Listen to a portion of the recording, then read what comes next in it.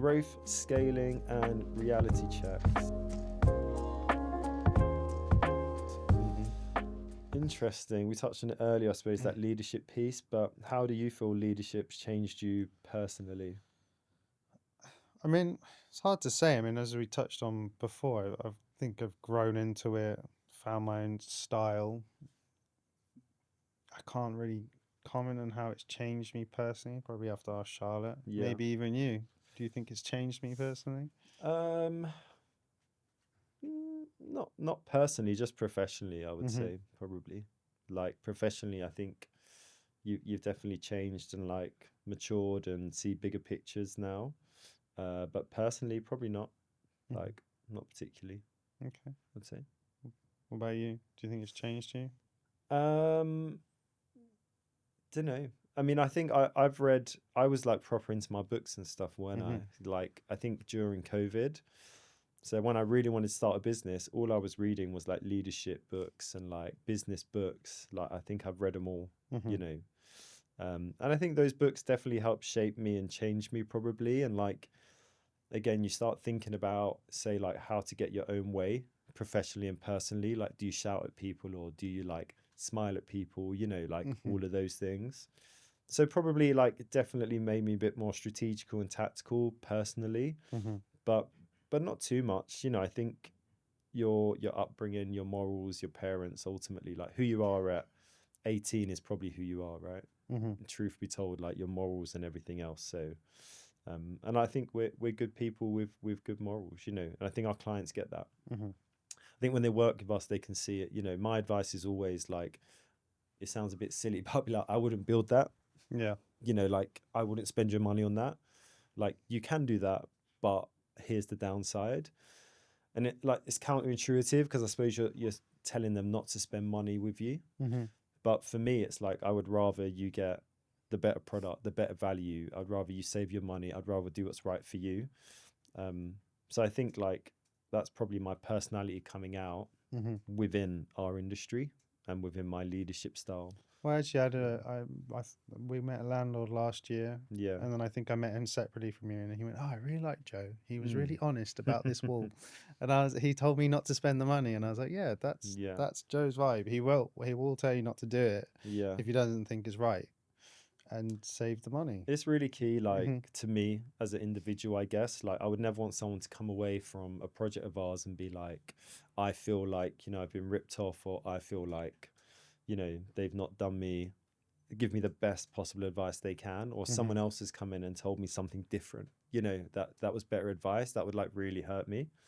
So I think my thing is always like, I always say, like, I'll give people the same advice I would give like my best friend if they Mm-hmm. were doing a fit out. Whether you take it or not, I don't care. Like, that's kind of up to you. Mm-hmm. But I just want to make sure that I'm giving you the best possible advice I possibly can.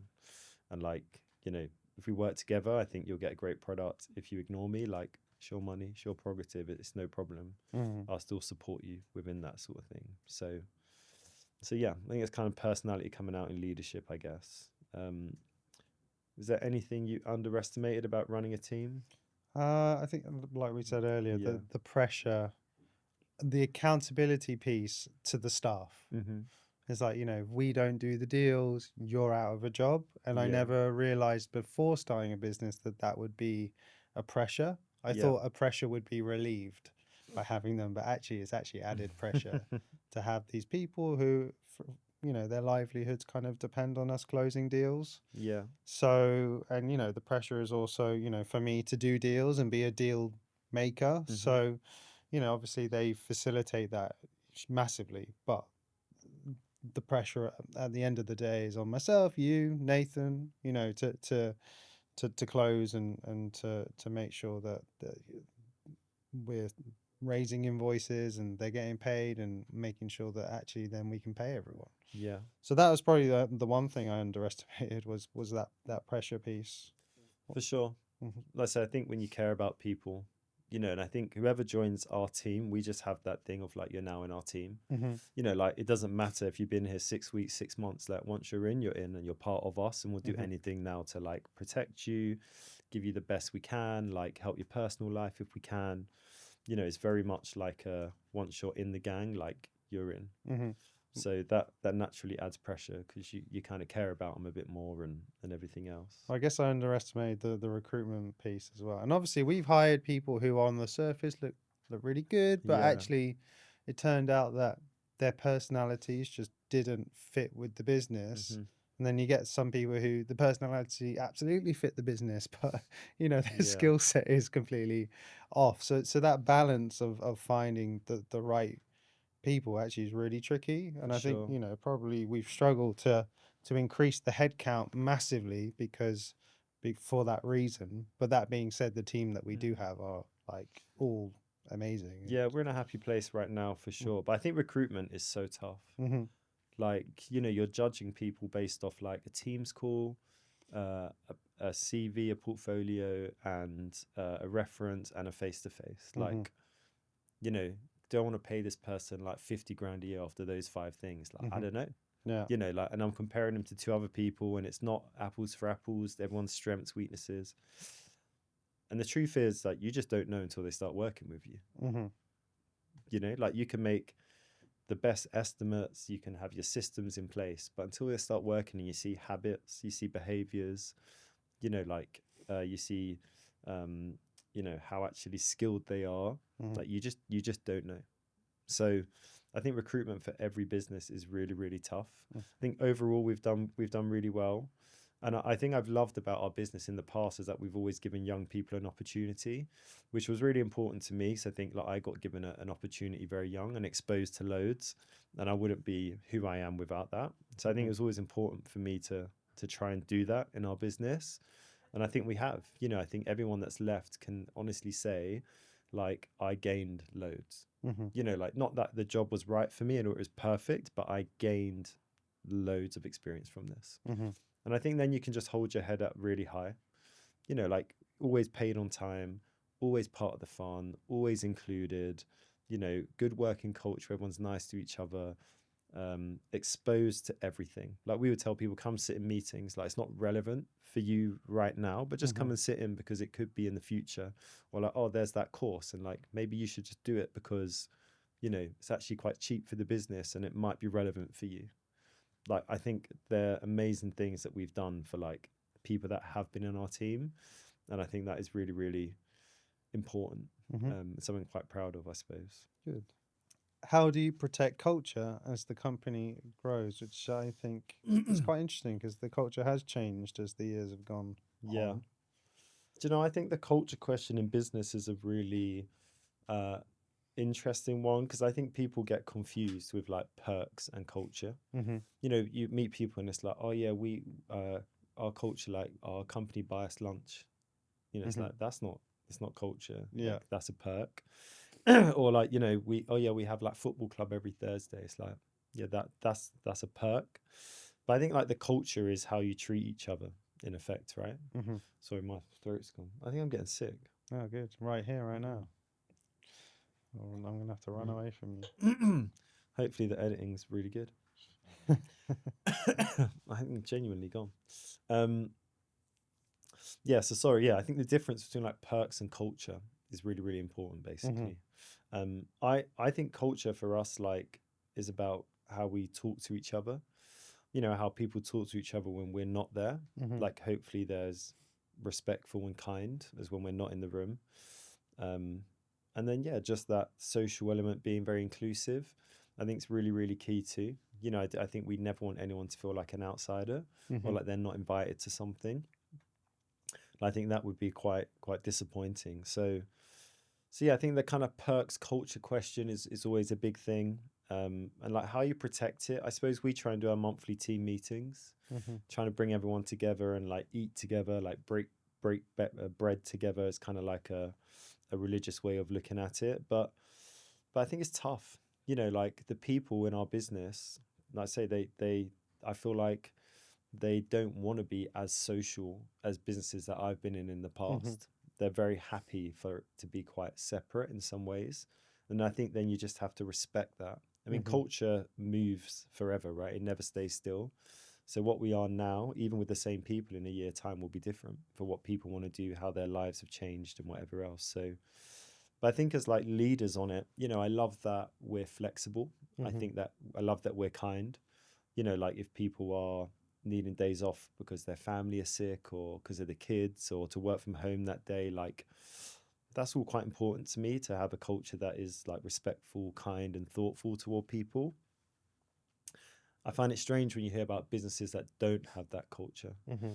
You know, like you have to be in 5 days a week at your desk. Like we're in the office industry. We want the office to be busy, but I don't want my team to feel that kind of pressure. Hmm.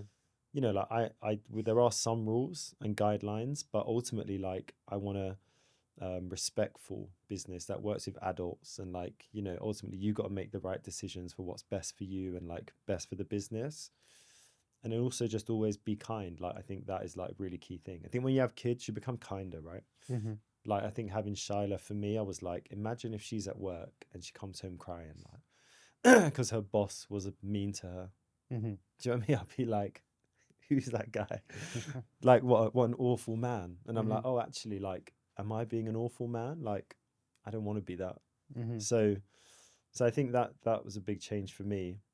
Uh, Thinking about my behavior culturally for people, but it's such a big topic and a big question. I mean, what do you think?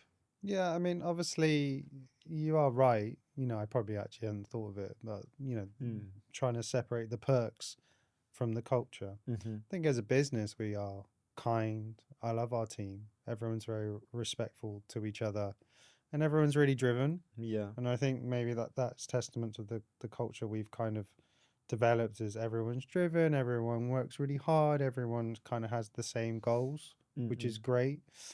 Obviously, in our early days, we were partying every time we did a deal. Now it's very much like, right, on to the next. And the culture is, it kind of keeps on moving. We're not going to the pub anymore. I can't remember the last time we went to the pub, which was, Sad kind of, times, yeah, sad it is times. kind of sad. I do love the pub, but I also, don't drink.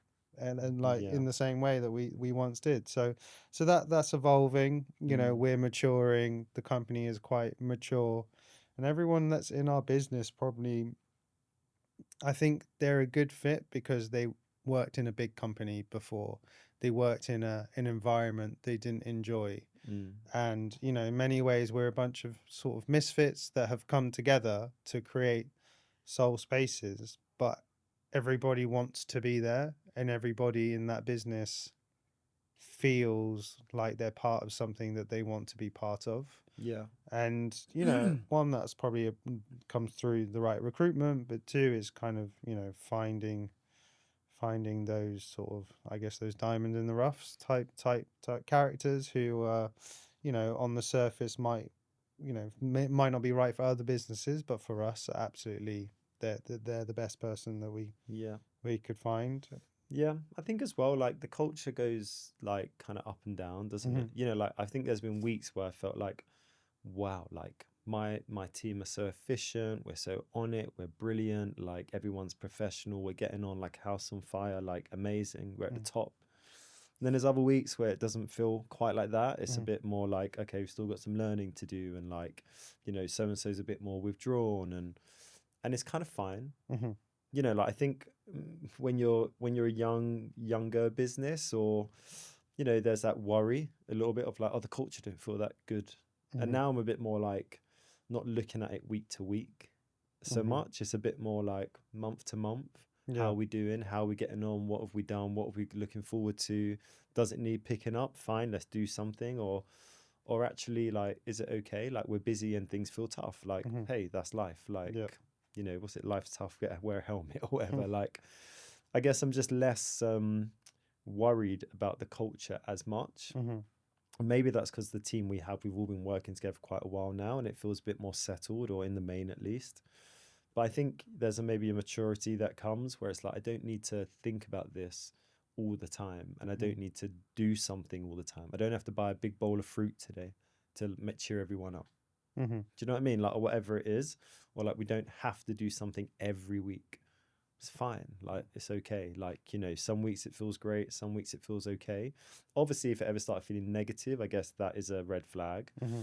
I'd say we're lucky enough where I don't feel like we've had that. You know, it's felt slower. It's felt a bit like everyone's busy, and like a bit, you know, worn out. But then I think we're quite good at being alert to that and Mm. making a clear thing where we sit down together and say, hey, like we're feeling it too. We know you're feeling it. We really appreciate your effort. Mm-hmm. We've got another 4 weeks. Then it's the Christmas party or whatever it is. Mm-hmm. Like we need you all on board, like, you know, etc. So yeah, I guess maybe because we're a manageable size, it is manageable. Like we're a family dining table style setup still. Mm-hmm. I think in like business terms, that's what they would say. That everyone's got a seat at the table. Mm-hmm. So, you know, there's no one kind of at the back of the room being quiet. Everyone's there in your eye line and you can all chat. So you can have a really good gauge on everyone.